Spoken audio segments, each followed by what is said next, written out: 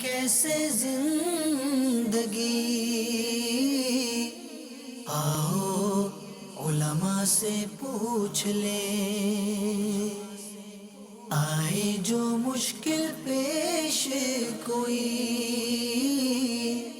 آؤ علماء سے پوچھ لیں۔ الحمدللہ رب العالمین والصلاة والسلام علی سید الانبیاء والمرسلین، اما بعد فاعوذ باللہ من الشیطان الرجیم، بسم اللہ الرحمن الرحیم۔ الصلاة والسلام علیک یا رسول اللہ، الصلاة والسلام علیک یا حبیب اللہ، الصلاة والسلام علیک یا نبی اللہ، وعلی آلک واصحابک یا نور اللہ۔ پیارے اور محترم اسلامی بھائیوں، مدنی چینل کے ناظرین، دارالفتاح اہل سنت سلسلے میں ایک مرتبہ پھر مرحبا کہتے ہیں۔ حصول برکت کے لیے درود پاک کی فضیلت سنتے ہیں۔ چنانچہ امیر اہل سنت دامت برکاتہم العالیہ درود و سلام کے فضائل پر مشتمل اپنے رسالے ضیاء درود و سلام میں یہ حدیث پاک نقل فرماتے ہیں، بے شک تمہارے نام مع شناخت مجھ پر پیش کیے جاتے ہیں، لہذا مجھ پر احسن یعنی بہترین الفاظ میں درود پاک پڑھو۔ صلو علی الحبیب صلی اللہ تعالی علی محمد صلی اللہ تعالی علیہ وآلہ وسلم۔ حضور، علاج معالجے کی بہت ساری صورتیں ہیں، بہت سارے طریقہ کار ہیں اور بہت سارے جزیات ہیں، بہت ساری ضروریات پیش آتی رہتی ہیں۔ انہی میں سے ایک اہم ضرورت خون، آج کل کے جدید جو دور ہے خون کا لگایا جانا۔ آج کل حادثات ہو جاتے ہیں، گاڑی کے ساتھ ٹکر لگ گئی اور بہت زیادہ خون بہہ جاتا ہے، یا پھر کوئی ایسے امراض بھی آج کل آ چکے ہیں کہ جن کے اندر خون کی تبدیلی کی، خون لگانے کی حاجت ہوتی ہے۔ تو اب خون لگایا جاتا ہے انسانوں کو، ایک انسان کا خون دوسرے انسان کو لگایا جاتا ہے۔ تو اس کے حوالے سے ہماری شریعت کیا کہتی ہے کہ اس کی اجازت ہے یا نہیں، تو کس قدر اجازت ہے، یہ ارشاد فرمائیے۔ الحمدللہ رب العالمین والصلاة والسلام علی سید الانبیاء والمرسلین۔ بعض امراض میں اور حادثاتی صورت میں جی اور بالخصوص میجر آپریشنز وغیرہ ان کیسز میں بھی بسا اوقات مریض اتنا کمزور اور لاغر ہو جاتا ہے کہ اس میں بلڈ بہت زیادہ کم ہو جاتا ہے۔ جیسے آپریشن کر رہے ہیں اس کا جسم کاٹ دیا، اس میں بھی، اور بعض ویسے بھی کمزور ایسے ہو جاتے ہیں جیسے عام طور پہ ڈائلیسس کے جو مریض ہوتے ہیں بسا اوقات ان میں خون کی کمی ہو جاتی ہے تو ان کو بھی ضرورت پڑتی ہے۔ تو اس طرح اور کثیر ایسی صورتیں ہیں جن میں مریض یا حادثاتی طور پر کوئی شخص خون کا طلبگار ہو جاتا ہے کہ بر وقت اس کو خون اگر پرووائڈ نہ کیا جائے تو وہ مر سکتا ہے، یا اس کا مرض جو ہے وہ شدت اختیار کر جائے گا۔ تو ایسی صورت میں شریعت مطہرہ نے خون دینے کی اجازت دی ہے کہ کوئی شخص اپنا خون ایسے مریض کو یا حادثاتی طور پہ کسی شخص کو ضرورت پڑ چکی ہے تو اس کو وہ دے سکتا ہے۔ تو اب یہ ہے کہ اسی طرح یعنی اس کے لیے دینا جائز ہو جائے گا، اور اس کا جو بلڈ حاصل ہوا وہ دوسرے کے جسم میں منتقل کرنا یہ بھی جائز ہے ضرورت کے تحت۔ ضرورت پیش آ چکی، اب دینا جائز ہے، اب دینا جائز، یعنی اس کا مطلب یہ ہے کہ میں ویسے عام حالات میں اگر کسی بلڈ بینک والے ہم سے اپیل کرتے ہیں کہ آپ اپنا خون دیجیے، ہم اپنے پاس محفوظ رکھیں گے، تو پھر اس کی اجازت نہیں ملے گی؟ نہیں، اس کی اجازت نہیں ہوگی کہ مطالبہ کیا گیا بلڈ بینکس وغیرہ کی طرف سے کہ خون کی بوتلیں درکار ہیں، جیسے عام طور پر اسٹور رکھنے کے لیے روڈز کے اوپر جو ہے اپنے کیمپ لگا کر بیٹھ جاتی ہیں، خون جمع کرتی ہیں، اور اس طرح کئی لوگ دے بھی رہے ہوتے ہیں خون۔ تو کیا تو اس طرح یعنی جو اس طرح اسٹور کر کے رکھنے کے لیے جو بلڈ لیا جاتا ہے تو یہ وہاں ضرورت متحقق نہیں ہو رہی ہوتی، تو اس صورت میں دینے کی اجازت نہیں ہے۔ اور بعض حضرات جو اپنا باڈی بنا رہے ہوتے ہیں، باڈی بلڈر بننا چاہ رہے ہوتے ہیں، تو اپنے جسم کی بناوٹ کے لیے پھر وہ مختلف چیزیں کھا رہے ہوتے ہیں، اور ان کو یہ کہا گیا ہوتا ہے کہ آپ ہر 2 مہینے بعد 3 مہینے بعد تھوڑا بلڈ دیتے رہیں، اس طرح نیا خون آئے گا تو پھر آپ کا جسم بنے گا، یعنی جس طرح آپ چاہتے ہیں کہ آپ کی باڈی اس طرح سے یہاں سے گوشت بڑھ جائے، وہاں سے گوشت بڑھ جائے، تو وہ جسم میں تبدیلی لانے کے لیے ان کو بلڈ دینے کا مشورہ دیا جاتا ہے۔ تو اس صورت میں بعض دے رہے ہوتے ہیں، ٹھیک ہے، بعض شوقیہ دے رہے ہوتے ہیں، ٹھیک ہے، تو اس کی اجازت نہیں ہے۔ یہ تو یہ باڈی بلڈرز جو ہیں ان کا تو چلے ایک سمجھ بھی آتی ہے کہ یہ کسی اور نظریے کے تحت دے رہے ہیں، کئی لوگ انسانی ہمدردی کے لیے دیتے ہیں۔ اب آپ نے فرمایا کہ خون کی حاجت آ جائے تو دیں، تو دیکھیں کسی نہ کسی کو تو ضرورت پڑ ہی رہی ہوتی ہے، ہاسپٹلز میں آپ جائیں کوئی نہ کوئی پریشان گھوم ہی رہا ہوتا ہے، کسی نہ کسی کا آپریشن ہو ہی رہا ہوتا ہے اور یہ خون کسی نہ کسی کو لگنا ہی ہے، تو اس کا مطلب ہے ضرورت متحقق ہے۔ لگتا ہے، اس کا انکار نہیں ہے، لیکن ضروری نہیں ہے کہ جیسے آپ کا یا کسی بھی شخص کا جو پیشنٹ ہاسپٹل گیا تو ہاسپٹل والے وہ کہتے ہیں 5 بوتلوں کا اہتمام کر لیں، تو عام طور پہ اب جو مریض کے متعلقین افراد ہوتے ہیں وہ 5-6 افراد ایسے لے جاتے ہیں جو بلڈ بر وقت دے سکیں، ٹھیک ہے، لیکن چونکہ ان کا کسی کا اے پازیٹیو ہے، مریض کو چلے گا بی نیگیٹو، صحیح، اب جو آنے والے ہیں ان کا اے پازیٹیو ہے، بی پازیٹیو ہے، جبکہ مریض کا بی نیگیٹو ہے، تو اب یہ ان کا خون تو نہیں چڑھ رہا، تو اب چونکہ یہاں ضرورت پڑ رہی ہے کہ ان کو مریض کو جو بلڈ چلنا ہے وہ بی نیگیٹو چڑھے گا، تو اب یہ 5 بوتلیں دوسری جمع ہو جائیں گی، اس کے بدلے میں دوسری دے دی جائیں گی، تو یہ اب جو ان 5 افراد نے جمع کرائی ہے یہ آئندہ کے لوگوں کے لیے کام آ سکے گی، لیکن چونکہ ان کا دینا ضرورت کے تحت تھا تو اس لیے ان کا دینا جائز ہے، ورنہ جو کیمپس وغیرہ لگ جاتے ہیں مختلف تو یہ بسا اوقات بہت زیادہ بلڈ لے لیتے ہیں، اور ایسی خبریں بھی اخبارات کی زینت بنتی رہتی ہیں کہ کثیر بوتلیں ایسے ہی میدان میں پھینک دی گئی ہیں، ہزاروں کی تعداد میں کسی خاص موقع پہ کوئی بلڈ جمع کیا جاتا ہے، لوگ بلڈ دے رہے ہوتے ہیں جوش جذبے کے تحت، لیکن اس کا نتیجہ کیا نکلتا ہے، وہ ایسے ہی میدانوں میں اس کو بوتلوں کو پھینک دیا جاتا ہے، تو اس لیے بسا اوقات یعنی ضرورت سے زائد تھا جبھی تو وہ ضائع ہو گیا، تو جہاں ضرورت پڑے، جب پیشنٹ کو حاجت پڑ رہی ہے تو اس وقت دینے کی اجازت ہے، اس کے علاوہ اجازت نہیں ہے۔ اب آپ نے خود ہی ارشاد فرمایا کہ بعض دفعہ ہمارا گروپ میچ نہیں کر رہا ہوتا، لیکن ہاسپٹل والے کہتے ہیں کہ آپ اتنی بوتلیں لے کر آئیں، بھئی آپ کا اے پازیٹیو لگا دیں گے لیکن آپ چلیں بی پازیٹیو ہی کی اتنی بوتلیں دے دیں، تو یہ کیا کہلائے گا؟ یہ بیچنا کہلائے گا خون کا؟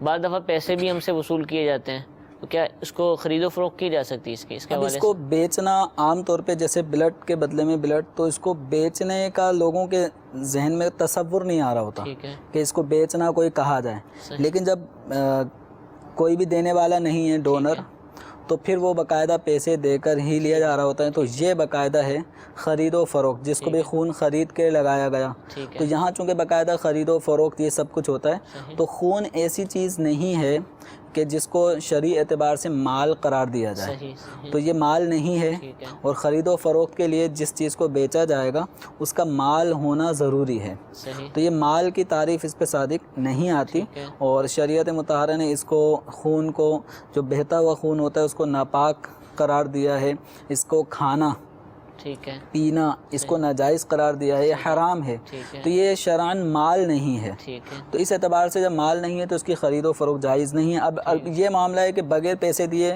بلڈ ملے گا نہیں، تو اب دینے والے کے لیے بامر مجبوری پیسے دے کر لینا اس کی اجازت دی جائے گی، البتہ جو دینے والا ہے اس کے لیے اس پیسے کی اجازت نہیں ہے، اس کے لیے وہ پیسہ جائز نہیں ہوگا۔ اچھا، میں نے خون دیا، مجھ سے کسی نے کہا کہ ہمیں ضرورت ہے آپ خون دے دیجئے، میں نے خون دے دیا، اب وہ مجھے جوس کا ڈبہ دے رہا ہے، کوئی انار لے کر دے رہا ہے کہ آپ کھا لیں پی لیں، تو کیا اس کی ممانعت تو نہیں کرائے گی نا؟ کیونکہ یہ میں نے بیچنے کی نیت سے تو دیا نہیں تھا، ویسے ہی دیا تھا۔ نہیں، ویسے ہی یہ اس کو خون دینے والے کو یہ بطور عوض نہیں دیا جا رہا ہوتا کہ اس نے خون دیا تو اس کے عوض میں اب اس کو ہمیں جوس کا ڈبہ پیش کرنا ہے، تو یہ اس لیے کہ جو کمی خون کے جو بوتل ہے وہ 400 ml کی ہوتی ہے، 450 ml کی ہوتی ہے، جتنی بھی، تو اتنا بلڈ نکلا ہے تو یقینی طور پہ ایک کمزوری آئے گی، اور بسا اوقات بلڈ دینے والوں کو دیکھا بھی گیا ہے، مشاہدے میں ہے کہ ایک آدمی بلڈ دے کے مطلب اپنے آپ کو سمجھ رہا ہے میں طاقتور ہوں، بلڈ نکلا، اب جیسے وہ اپنے بیڈ سے اترا ہے، اترتے ہی جو ہے وہ جو ریسیپشن پہ بیٹھے ہوئے آدمی تھے ان کے پاس وہ آیا اور انہی کے اوپر ہی مطلب بے ہوش ہو کے گرنے لگا تھا، تو اطراف میں بیٹھے ہوئے لوگوں نے پکڑ لیا، تو بسا اوقات اپنے آپ کو لوگ طاقتور سمجھتے ہیں کہ دیکھا میں خون دے کے فوراً کھڑا ہو گیا، تو مطلب بہت ساری چیزوں میں ہمارے جو لوگ ہیں وہ بہادری سمجھتے ہیں، جیسے اگر سحری نہیں کی، روزہ رکھا سخت گرمی میں، تو یہ شو کرتے رہیں گے، بتاتے رہیں گے آج سحری بھی نہیں کی، بلکہ رات میں بھی میں جلدی سو گیا تھا، کھانا بھی نہیں کھایا تھا، تو یعنی بتانا مقصود ہوتا ہے کہ بغیر سحری کا روزہ رکھ سکتا ہوں، تو یہ ہر معاملے میں بہادری کا اظہار بسا اوقات آدمی کو رسوا جذبہ کر دیتا ہے. ٹھیک ہے. تو بلڈ دینے کے بعد چونکہ لازمی بات ہے کہ ایک جزوِ بدن ایک شے نکلی ہے، کمزوری آئے گی.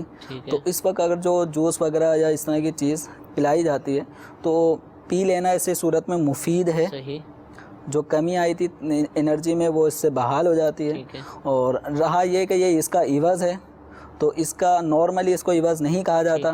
ہاں اگر کوئی بلڈ دینے والا یہ کہے کہ میں اس شرط پہ آپ کو بلڈ دوں گا کہ مجھے فلاں جوس کے یہ 1 kg کا پورا یا 1 لیٹر مجھے پورا جوس چاہیے فلاں قسم کا، تبھی بلڈ دوں گا ورنہ نہیں دوں گا. تو اب یہ چونکہ عوض والا معاملہ ہو رہا ہے تو اب اس کے لیے وہ جوس پینا جائز نہیں ہوگا. اچھا، باڈی بلڈرز کا آپ نے فرمایا کیونکہ وہ اپنی صحت کسی اور اعتبار سے دے رہے ہوتے ہیں، مقصود یہ نہیں ہوتا کہ کسی کی مدد ہو جائے، وہ آپ نے منع فرمایا. تو کسی کو دینا نہیں ہے، بس ویسے ہی نکلوا دے اپنا کہ بھئی چلیں کسی کو دینے کی اجازت تو نہیں ہے ایڈوانس میں، ویسے میں نکلوا دیتا ہوں کیونکہ اس کو ضرورت ہے اپنے جسم بنانے کے لیے، شیپ بنانے کے لیے، کہ نہیں اس کی بھی اجازت. دیکھیں اپنے جسم، ہمارا جو خون ہے وہ ہماری ملک نہیں ہے، وہ اللہ تبارک و تعالیٰ کی طرف سے ہمارے پاس امانت ہے. ٹھیک ہے. ہماری آنکھیں، ہمارے کان، ہمارے گردے، پھیپھڑے، یہ سب ہمارے پاس امانت ہیں. تو ہمارے رگوں میں دوڑنے والا خون بھی ہمارے پاس اللہ کی عطا ہے، امانت ہے. تو اس طرح اس امانت کو ہم یوں ضائع نہیں کر سکتے. جہاں ضرورت پڑے گی، ضرورت متحقق ہو جائے اور بلڈ دیے بغیر مریض کی زندگی بچانا دشوار ہو جائے تو اب یہاں یہ موقع ہوتا ہے دینے کی اجازت ہے. اچھا، خون سے علاج کی بات چلی تو ایک اور بھی نظریہ انسانی خون سے ہٹ کر عام طور پر ہم عید الاضحیٰ پر دیکھتے ہیں، قربانی کی عید پر، کہ جیسے جانور ذبح کیا تو پاؤں آگے کر دیے. تو وہ یہ ہوتا ہے کہ اس کا ڈائریکٹ بہتا ہوا خون جسم پر پڑے گا تو اس سے بیماریوں کا علاج ہو جائے گا. تو کیا اس طریقے سے خون سے علاج ہوتا ہے؟ بعض خون سے تعویذ لکھنے کی بات کرتے ہیں، خون پینے کا بھی کئی مشورہ دے ہی دیتے ہیں. تو کیا ان طریقوں سے بھی علاج جائز ہے، ناجائز ہے؟ دیکھیں ایک جو جانور ذبح جب ہو رہا ہوتا ہے نا، اس وقت جو خون کی دھار نکلتی ہے وہ ایسے ہی ناپاک ہے جیسے پیشاب. اللہ اکبر. بہتا ہوا خون، بہتا ہوا جو خون ہے، جو دھار نکل رہی ہے تو بہتا ہوا خون ہے جس کو دم مسفوح کہا جاتا ہے. تو یہ دم جاری، دم مسفوح ناپاک ہے. صحیح. تو بعض لوگ یہ نکلتے ہوئے فوراً جو ہے وہ اپنے ہاتھوں کو دھو رہے ہوتے ہیں اور یا پاؤں جیسے آپ نے کہا اس طرح کر رہے ہوتے ہیں، اور ان کا یہ ہوتا ہے کہ خون کی گرمی سے ہمارے جسم میں جو بیماری ہے وہ اس کا ازالہ ہوگا. تو یاد رکھیں کہ جب تک حلال ذرائع موجود ہیں ٹھیک ہے اس وقت تک حرام ذریعے کو اختیار کرنے کی شرعاً اجازت نہیں ہے. اور ایک حدیث مبارکہ کا مضمون بھی ہے کہ اللہ تبارک و تعالیٰ نے حرام میں شفا نہیں رکھی. ٹھیک ہے. تو اس لیے خون کے ذریعے سے جو علاج کی جو سوچ ہے، بہتے ہوئے خون میں ہاتھ بھر لینا، ڈال دینا، اس کی اجازت نہیں ہے. اگر کوئی پی رہا ہے تو یہ ناپاک چیز پی رہا ہے، جبکہ اس نص قطعی سے خون کی حرمت ثابت ہے. جہاں خنزیر کا گوشت حرام کیا گیا، جہاں غیر اللہ کے نام پر ذبح ہونے والے جانور کو حرام قرار دیا گیا، وہیں خون کو بھی اللہ تبارک و تعالی نے حرام قرار دیا ہے. حرمت علیکم المیتۃ والدم، کہ تم پر حرام کیا گیا ہے مردار اور تم پر حرام کیا گیا ہے خون. جیسے مردار کا حکم ہے ویسے ہی خون، ویسے ہی جس طرح مردار کا کھانا حرام، ایسے ہی خون کا پینا بھی حرام. بعض اقوام میں اس طرح کا معاملہ ہے، وہ خون پیتے ہیں. ٹھیک ہے. جانور کو ذبح کیا، کٹورا بھرا، ٹھیک ہے، اور وہ کٹورا خون کا، وہ کیا نظریہ ان کا، وہ پیتے ہیں باقاعدہ. تو یہ جو آتا ہے کہ خون کون کھاتا ہے کون پیتا ہے، تو اس دور کے اندر ایسے لوگ موجود ہیں کہ جو باقاعدہ خون پیتے ہیں. تو یہ حرام ہے، ناجائز ہے، اس کی بالکل ناجائز ہے، حرام ہے. تو اس کی قطعاً اجازت نہیں ہے. خون لگوایا کسی نے، لگ گیا مثال کے، اور جائز طریقے سے لگ گیا، ضرورت پیش آئی حادثے میں، تو کیا اس کے اثرات ہوتے ہیں کہ مجھے فلاں شخص کا خون لگا تو اب اس کی جو طبیعت ہے وہ خون کے ذریعے میرے اندر منتقل ہو جائے گی؟ ایسا بھی لوگ کہتے ہیں، بھئی اس کا خون لگ گیا نا، اب یہ اسی طرح کا ہو گیا، یعنی اب یہ ویسی ہی حرکتیں کرے گا. اچھا ہے تو اچھی حرکت کرے گا تو وہ بھی نسبت کر دی جاتی ہے. واللہ عالم، اس کی ہو سکتا ہے کوئی ایسی خون کی تاثیر ہوتی ہو، لیکن شرعی اعتبار سے کوئی ایسی چیز سامنے نہیں آئی. ٹھیک ہے، جزاک اللہ. خون کے حوالے سے الحمدللہ ہم نے مفتی صاحب سے سوالات کیے، کچھ کالز بھی ہمارے پاس موجود ہیں، ان کو سلسلے میں شامل کرتے ہیں. جی کال سنائیے. محمد عقیل شریف اتاری راول پنڈی سے عرض کر رہا ہوں. دارالافتاء اہل سنت میں مفتی صاحب کی بارگاہ میں سوال عرض ہے. علاج کروانا سنت ہے تو آج کل علاج کے بہت سارے طریقے ہیں، جیسے طب میں ہے، ہومیوپیتھک ہے، حکمت ہے، ایلوپیتھک ہے۔ ہومیوپیتھک کے حوالے سے میں یہ عرض کرنا چاہوں گا کہ اس کے بارے میں شرعی حکم کیا ہے کہ اس کی میڈیسن کے اندر الکوہل کافی تعداد میں موجود ہوتا ہے، تو کیا ہومیوپیتھک علاج جو ہے یہ درست ہے؟ اگر یہ علاج کروایا جائے تو اس میں شرعاً کوئی مسائل تو نہیں؟ ارشاد فرمائیے، جزاکم اللہ خیرہ۔ السلام آمین آمین۔ وعلیکم السلام ورحمۃ اللہ وبرکاتہ۔ حضور، الکوہل جو ہے وہ بالخصوص ہومیوپیتھک طریقہ علاج میں جو ادویات ہیں اس میں ہوتا ہے، میڈیسنس کے اندر، اور دیگر میں بھی کچھ نہ کچھ ڈال دیا جاتا ہے۔ ایلوپیتھک کے اندر بھی اس کی یعنی مقدار ہوتی ہے بعض دوائیوں کے اندر، اس کی یعنی کوالٹی برقرار رکھنے کے لیے۔ تو کیا حکم ہے، حکم شرعی کیا ہے اس کا؟ دیکھیں، الکوہل جو ہے نا یہ بنتی جو ہے نا وہ گندم یا اس طرح کی چیزوں سے، یا اور مختلف آئٹم ہیں جن سے یہ کشید کی جاتی ہے، بنائی جاتی ہے۔ ٹھیک ہے۔ تو اس کا چونکہ کثیر الاستعمال ہے، تو ایک ہے خارجی استعمال اور ایک ہے داخلی، یعنی جسم کے اندر۔ خارجی یعنی خارجی لگانا سے کسی جگہ پر، مراد کسی چیز پہ لگنا، جیسے ہمارے اشیاء جو استعمال میں آتی ہیں، جیسے فرنیچر ہے، تو اس فرنیچر کا جو کلر ہے، اس کلر کے اندر بھی الکوہل شامل ہوتا ہے، پالش وغیرہ۔ تو بہت ساری اشیاء ایسی ہیں جو خارجی جن کا استعمال ہے، یا جسم پہ لگانے سے متعلق کوئی چیز ہو جس میں الکوہل شامل ہو، تو یہ خارجی استعمال ہے۔ تو الکوہل کے خارجی استعمال کے اعتبار سے، یعنی پینے کھانے کے علاوہ جو بھی استعمال ہے اس کا، چاہے بدن انسانی کے اوپر لگانے سے متعلق ہو یا ہمارے اشیاء ضرورت کے اوپر ان کا استعمال ہوتا ہو، تو اس کے بارے میں فقہاء کرام نے فی زمانہ علماء جو ہیں مفتیان کرام، انہوں نے ضرورت اور تعامل اور عرف کی پیش نظر اس کی اجازت دی ہے کہ الکوہل آمیز اشیاء کا خارجی استعمال جائز ہے، یعنی یہ پاک ہے، کسی چیز پہ لگ گئی تو وہ ناپاک نہیں ہوگی۔ اس کی واضح مثال الکوہل والے پرفیومز، تو یہ لگا کے نماز پڑھی جا سکتی ہے۔ رہا معاملہ جسم میں داخل کرنے کے حوالے سے، یعنی کھانے اور پینے کے حوالے سے، تو الکوہل کا پینا جائز نہیں ہے۔ الکوہل باقاعدہ یہ شراب کو بھی الکوہل کہا جاتا ہے۔ ٹھیک ہے۔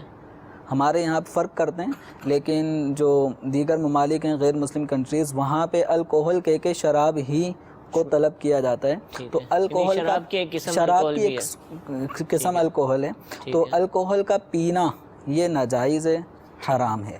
البتہ دوا کے اندر جو اس کی معمولی مقدار ڈالی جاتی ہے، تو دوا کی حد تک فقہاء کرام نے اس کی اجازت دی ہے کہ جن ادویات میں، جیسے کہ ہومیوپیتھک کے ادویات میں، ایلوپیتھک کے چند جو دیگر ادویات ہیں، ان کے اندر جو ڈالی جاتی ہے، تو دوا کی حد تک اس کو پینے میں حرج نہیں ہے۔ ٹھیک ہے۔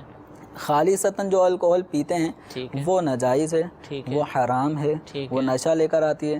تو رہا یہ کہ ادویات کے اندر تو ضرورت کے تحت اس کی گنجائش ہے، اجازت ہے، یعنی دوائی جتنی ڈاکٹر نے ریکمینڈ کی ہے اتنی پی جائے، جتنی بتائی گئی۔ بھلے الکوہل ہے، ہاں، اس میں اگر الکوہل شامل کی گئی ہے تو اس کے اندر اجازت ہے کہ اس بطور دوا اس کو استعمال کیا جا سکتا ہے۔ البتہ جو شراب ہے بطور دوا، ٹھیک ہے، شراب کا پیالہ یا الکوہل ہی کو پی جانا بطور دوا، اس کی اجازت نہیں۔ دوائی میں الکوہل اگر دوائی میں شامل کی گئی تو وہ معمولی سی مقدار شامل کی جاتی ہے، تو اس کی گنجائش ہے، لیکن الکوہل کو گلاس بھر کے، آدھا گلاس، پاؤ گلاس، اس کی اجازت نہیں کہ بطور دوا ان کو پینا حرام ہے۔ ٹھیک، ویسے بطور دوا، تو اب بطور دوا کوئی اور حرام چیز آ جائے ہماری دوائی کے اندر، اور پتہ بھی چل جائے کہ اس میں یہ ایسے اجزاء ڈالے گئے ہیں کہ جو جائز نہیں، حلال نہیں عام طور پر، لیکن دوائی کے طور پر ڈالے گئے، تو اب تو وہ جائز ہو جائیں گے؟ نہیں، اس کی اجازت نہیں۔ الکوہل کا اور دیگر حرام چیزوں کا الگ حکم ہے، یکساں ان کو ہم نہیں کہہ سکتے۔ ایک حکم نہیں، فرق کیا جائے گا۔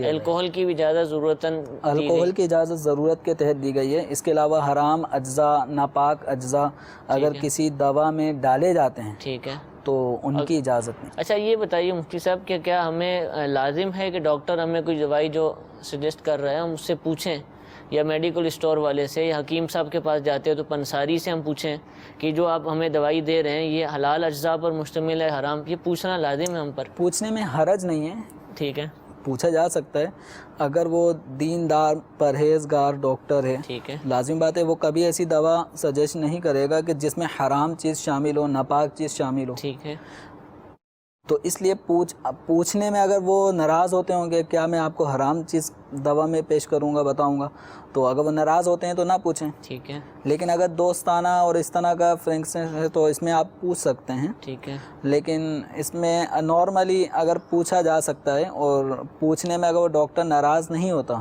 تو حرج نہیں ہے.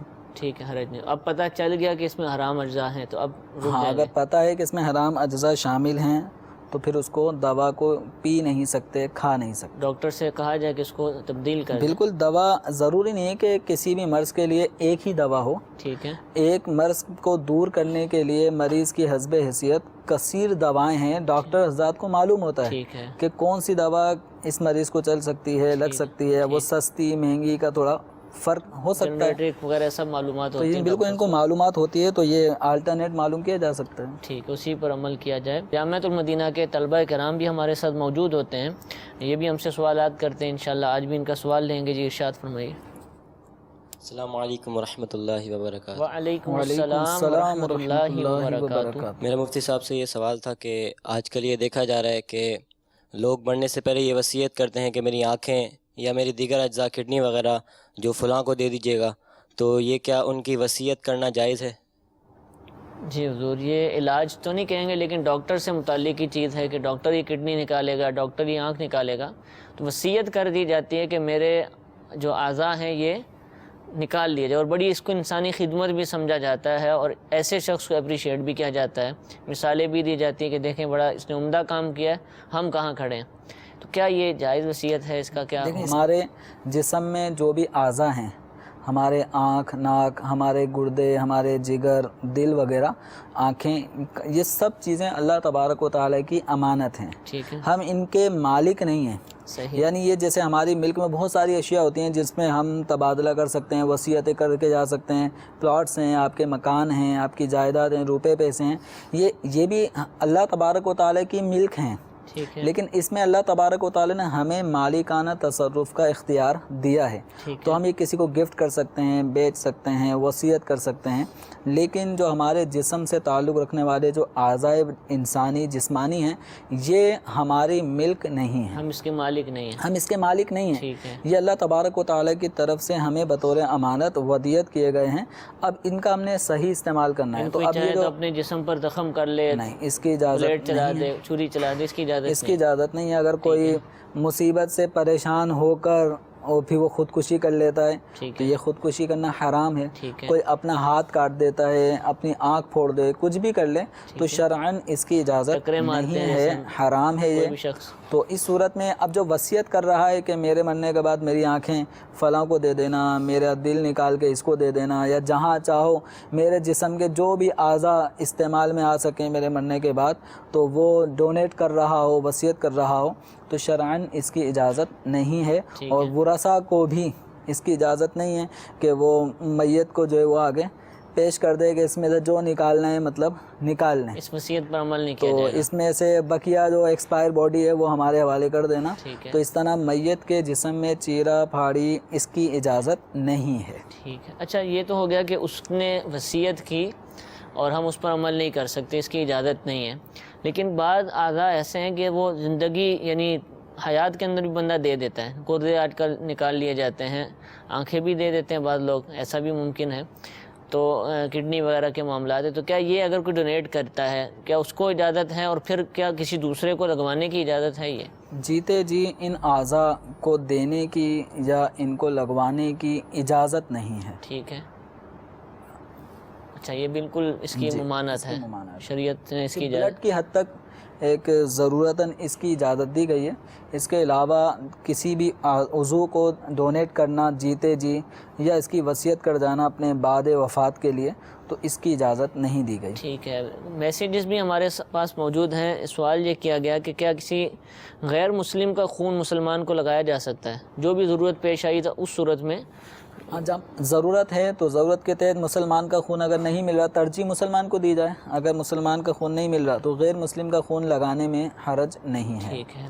اسی طرح ایک سوال کامن ہے اور بہت ذرائع سے ہم سے پوچھا گیا کہ لیڈی ڈاکٹر موجود نہیں ہیں، خواتین موجود نہیں ہیں، ایسی صورت کے اندر جو ہے وہ مرد ڈاکٹر سے علاج کروانا، بالخصوص آپریشن کا جو معاملہ ہے، کیا عورتوں کو اس کی اجازت ہے؟ اب جیسے مرض بعض اوقات ایسی شدت اختیار کر جاتا ہے کہ آپریشن کیے بغیر اس مرض کا ازالہ نہیں ہو سکتا، تو لیڈی ڈاکٹر بھی اویلیبل نہیں ہے، ٹھیک ہے، یا ہے لیکن وہ اکیلے وہ آپریٹ نہیں کر سکتی، اس کو مرد ڈاکٹر ہی جیسا چلائے گا۔ بیہوش کرنا ہے نا، عام طور پر یہ سنا ہے کہ مرد ہی کرتے ہیں یہ بیہوش۔ ہاں، تو اس صورت میں جہاں مطلب ضرورت پڑ رہی ہے وہ لیڈی ڈاکٹر اویلیبل نہیں ہے، یا وہ کام نہیں کر سکتی جو مرض کے ازالے کے لیے ضروری ہے، اور مرد حضرات ہی وہ کام کر سکتے ہیں یا وہی اویلیبل ہیں، تو شرعاً ان سے علاج معالجہ کرانے میں کوئی حرج نہیں ہے۔ رہا معاملہ یہ کہ جسم کو چھونا یا جسم کے کسی حصے کو دیکھنا، تو جتنی ضرورت ہو اتنے ہی حصے کو دیکھا جائے، جتنی ضرورت ہو اتنے ہی حصے کو چھوا جائے، اس سے زائد اب جو تجاوز کرے گا وہ ڈاکٹر بھی اپنی نیت پہ غور کر لے کہ مریض تو پڑا ہے، ٹھیک ہے، اب اس کے کسی بھی جسم کے حصے کو یہ بد نیتی کے ساتھ دیکھنا چاہے، چھونا چاہے، مریض بسا اوقات بے بس ہوتا ہے، وہ کچھ نہیں کر سکتا، یہ ڈاکٹر اپنی نیت پہ غور کرے کہ اگر اس کو بد نیتی ہوتی ہے، بری نیت سے چھوتا ہے، تو اب یہ حرام کا مرتکب ہوگا۔ شریعت مطہرہ نے اس عورت کے لیے تو اجازت دے دی تھی کہ یہ اپنا مرض کے علاج کے لیے آپریشن کروایا حاضر ہو جائے، جو بھی معاملہ تھا، لیکن اور اس موقع پہ محارم بھی نہیں ہوتے، ٹھیک ہے، تو اب ایسی صورت میں اب یہ ڈاکٹر حضرات دیانت داری کے ساتھ اللہ تبارک و تعالیٰ کا خوف دل میں رکھتے ہوئے جتنی ضرورت ہے اتنے ہی جسم کے حصے کو کھولیں اور اتنے ہی حصے کو ہاتھ لگائیں۔ ٹھیک، اچھا یہ آپریشن وغیرہ میں تو ہم کہہ سکتے ہیں کہ میل ڈاکٹرز زیادہ ہوتے ہیں اور فیمیل کم ہیں، عام علاج کروانا ہے، دیکھیں ڈاکٹر تو بہت سارے ہیں، لیڈی ڈاکٹرز بھی شہروں میں تو کم از کم دستیاب ہوتی ہی ہیں، تو کیا مجھے لازم ہے کہ میں لیڈی ڈاکٹر ڈھونڈنے جاؤں؟ اگر خاتون ہے کوئی تو کیا وہ جائیں گی، لازم ہے کہ اسی کے پاس جائیں، یا وہ یہ سمجھتی ہیں کہ دوسرے جو میل ڈاکٹر ہیں، جینٹس ہیں، یہ زیادہ اچھا علاج کرتے ہیں اور ان سے آرام آنے کا زیادہ چانس ہے، تو کیا کیا بس جائے؟ اوقات ایسا ہوتا ہے کہ ایک ڈاکٹر کا اناڑی پن بالکل واضح ہوتا ہے، ٹھیک ہے، اب وہ لیڈی ڈاکٹر نے کلینک تو کھول لیا لیکن نیم حکیم خطرہ جان والا معاملہ ہے کہ اس کے بعد جو بھی کیس آ رہا ہے وہ بگڑ ہی جاتا ہے، ٹھیک ہے، تو اپنے آپ کو یوں لیڈی ڈاکٹر کے پاس پیش کرنے کے لیے یہ جو خاتون ہیں مریضہ، یہ اپنے آپ کو یوں پیش کریں جبکہ پتہ ہے کہ وہ اپنے اس فن میں ماہر نہیں ہیں، ٹھیک ہے، تو پھر ایسی صورت میں جب لیڈی ڈاکٹر ایسی کوئی اچھی ماہر میسر نہ ہو تو پھر مرد ڈاکٹر سے رجوع کیا جا سکتا ہے۔ اچھا، مرد اور لیڈی والا معاملہ الٹ اگر دیکھا جائے کہ مرد کو ضرورت پیش آتی ہے علاج کی، اور عام طور پر مرد ڈاکٹر ہی زیادہ ہوتے ہیں، بالخصوص پاکستان کے اندر تو ایسا ہی ہے، تو کیا یہ عورت کے پاس جائے گا علاج کروانے؟ ویسے بہت کم ہوتا ہے ایسا۔ ایسے میں مریض کو چاہیے کہ بسا اوقات یہ مریض نرسوں سے مطلب بہت زیادہ ہنسی مذاق کر رہے ہوتے ہیں، بعض مریض ایسے ہوتے ہیں جو باقاعدہ مطلب بری نیت سے نرسوں سے کلام کرتے ہیں، ہنسنے ہنسانے والے معاملات کرتے ہیں، تو مرد کو بھی چاہیے کہ اگر مرد ڈاکٹر موجود ہے تو لیڈی ڈاکٹر کی طرف نہ جائے، اور اگر آپریشن یا اس طرح کا معاملہ ہے تو یہ اگر اس کی چل سکے، ٹھیک ہے، بات مانی جا سکے تو یہ ہاسپٹل کے عملے کو درخواست کر سکتا ہے کہ میرا جو بھی علاج معالجہ ہو اس میں انجیکشن لگانے کا مرحلہ ہو یا کوئی بھی معاملہ ہو تو کوئی نرس نہ ہو، ٹھیک ہے، جو بوائے ہیں آدمی ہوتے ہیں وہ مطلب ٹریٹمنٹ کریں، تو جہاں تک ممکن ہوتا ہے تو بسا اوقات ایسی شخصیات ہیں کہ جن کے آپریشن میں علاج معالجے میں باقاعدہ کوئی نرس سامنے تک نہیں آتی، ٹھیک ہے، الحمدللہ امیر اہل سنت دامت برکاتہم العالیہ کی مثال ہمارے سامنے ہے۔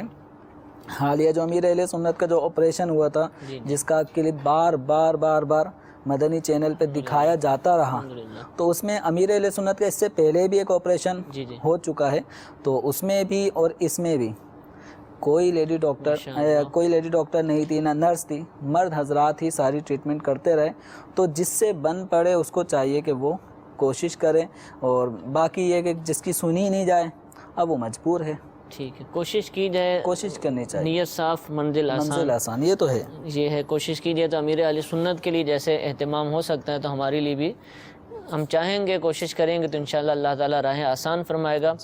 کالز ہمارے پاس موجود ہیں، جی کال سنائیے۔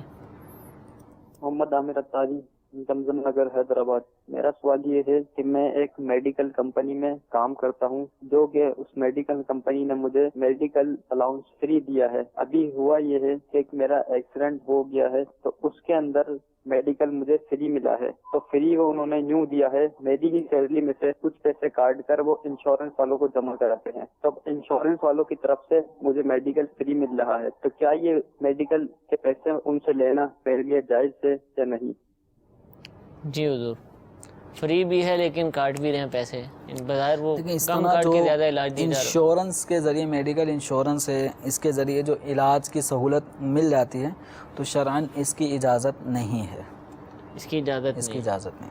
اب کمپنی بعض دفعہ ایسا ہوتا ہے کہ کاٹتی ہے، کیونکہ ان کی کمپنی کی پالیسی میں یہ ہوتا ہے کہ ہم اپنے جو ہیں ان سے پیسے کاٹیں گے اور اس کے بعد پھر انشورنس کرواتے ہیں، تو اب اس میں دیکھیں جو امپلائی ہے اس کی ایک کثیر رقم تنخواہ کی جمع ہوتی رہتی ہے سال میں، ہر مہینے کرتے کرتے، اب اس کو پورے مہینے کوئی بیماری لاحق نہیں ہوئی، پورے سال میں کچھ بھی لاحق نہیں ہوا تو وہ اس کی رقم تو گئی، ٹھیک ہے۔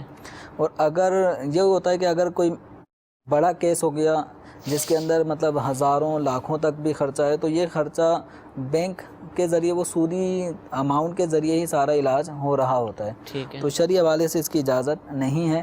بھئی یہ گنجائش کی صورت نکل سکتی ہے کہ جتنا اتنی تنخواہ سے ڈیڈکٹ ہوا ہے اتنی رقم کا یہ علاج کر کے اپنی رقم کو وصول گویا یہ کر سکتا ہے۔ ہاں، کمپنی اگر اپنی طرف سے کرتی ہے، کمپنی اگر اپنی طرف سے یہ سہولت دیتی ہے بالکل کہ اگر آپ کی تنخواہ سے کچھ نہیں کاٹا جائے گا، ہم مطلب یہ سہولت دے رہے ہیں، تو اس کی گنجائش نکل سکتی ہے، اس کی صورت بن سکتی ہے۔ اور کئی لیکن اس میں بھی یہ ہے کہ وہ سودی اعتبار سے نہ ہو، یعنی اگر کوئی امپلائی کو حادثہ ہوا تو اس میں کمپنی ہی حسب ضرورت کچھ رقم خرچ کرے گی، اپنی طرف سے وہ ہاسپٹل کا خرچہ بھرے گی، لیکن اگر کمپنی نے بھی وہ انشورنس کرایا ہے کہ وہ جمع کراتی ہے اور بینک سے اس کا نفع سودی ملے گا، اس کے ذریعے علاج ہوگا، تو اس کی اجازت نہیں دی جائے گی، کیونکہ انشورنس کے حوالے سے جو فتاویٰ ہیں وہ ممانعت کے ہیں، منع کیا جاتا ہے کہ اس کی اجازت نہیں ہے۔ جی ایک اور کال سنائیے۔ ہاسپٹل میں نا ڈلیوری کیس کے لیے جاتے ہیں تو وہاں جو نرسز ہوتی ہیں ان کی تنخواہ کے علاوہ بھی وہ ایک فرمائش کرتی ہیں کہ ہمیں مٹھائی کی بچہ پیدا ہوا تو مٹھائی کے لیے اتنا ہزار دو، اتنے 100 دو، کیا ان کا لینا یہ جائز ہے؟ جی حضور، یہ بچے وغیرہ جو پیدائش ہوتی ہے عام طور پر، تو ایک تو اس کو بھاری بھرکم فیس دینی ہے، اس کے علاوہ جو نرسیں ہیں وہاں پر، یہ جتنا بھی عملہ ہے تو وہ بھی باری باری آپ کی خدمت میں ایک دفعہ آئے گا لازمی، تو مٹھائی کے نام پر ان کو دیا جاتا ہے، تو یہ دے سکتے ہیں۔ اس میں یہ ہے کہ ایک ہے کہ اولاد کی صورت بنی، اولاد نرینہ نصیب ہوئی، خوشی میں انسان صدقات و خیرات کر رہا ہے، دینا چاہ رہا ہے، تو خوشی میں وہ جو چاہے دے، ٹھیک ہے، لیکن اب وہ دینا نہیں چاہ رہا، ٹھیک ہے، آپریشن کے ذریعے اس کو ویسے ہی وہ قرضے لے کر تو اس نے آپریشن کے اس فیس بھری تھی، ٹھیک ہے، اب اس کو پھر اس کے بعد بچہ بھی جو ہے وہ ICU میں چلا گیا، 2-4-5 دن وہاں اس نے رہنا ہے، اب ایسے میں نرسیں پیچھے پڑ گئیں کہ مٹھائی، تو ایسے میں مٹھائی جو ہے نا یہ کسی بھی طریقے سے اس باپ کو سمجھ میں نہیں آئے گی، وہ اپنی ٹینشنوں میں ہے، تو اب اگر وہ پیچھے پڑ چکی ہیں نرسیں اور اس طرح کا عملہ جو ہاسپٹل کا عملہ ہے، یہ مطلب لو کیٹیگری کا جو عملہ ہوتا ہے وہی پیچھے پڑ رہا ہوتا ہے، تو اگر وہ پیچھے پڑ رہے ہیں اور ان کو دیے بغیر یہ جان نہیں چھوڑیں گے، اور دینے کا مقصود یہ ہے کہ کسی طرح ان کا دے کے ان کو فارغ کریں، جان چھڑائی جائے، ورنہ عزت کے لالے پڑ جاتے ہیں، مطلب سب کے سامنے مہمان آئے مبارکباد دے رہے ہیں، وہیں پہ آگے کھڑے ہو گئے، تو اب آدمی کو عزت کے لالے پڑ جاتے ہیں، دیں نہ دیں، تو اب اس صورت میں کہ جب کوئی دے رہا ہے اس نیت سے کہ اگر نہیں دے گا تو اس کی عزت پہ بنائیے، ٹھیک ہے، تو اب یہ جو دی جا رہی ہے نا رقم عزت کے تحفظ کی خاطر، یہ رشوت والی صورت ہے، اللہ اکبر، تو اب جو ایسا عملہ جو مانگتا ہے، رشوت صرف روڈوں پر نہیں ہوتی، اس طریقے سے بھی اس طرح مطلب ہاسپٹل میں بھی رشوت ہوتی ہے، تو یہ رشوت کی صورت بن جائے گی۔ ہاں اگر کوئی بہت زیادہ خوش ہے، اس کی بیٹیاں اس کے بعد بیٹا اس کو ملا ہے، تو اس کی خوشی دید نہیں ہوتی، اب وہ ویسے ہی یا پہلا ہی بچہ بیٹے کی صورت میں ہوتا، اب وہ اپنی خوشی سے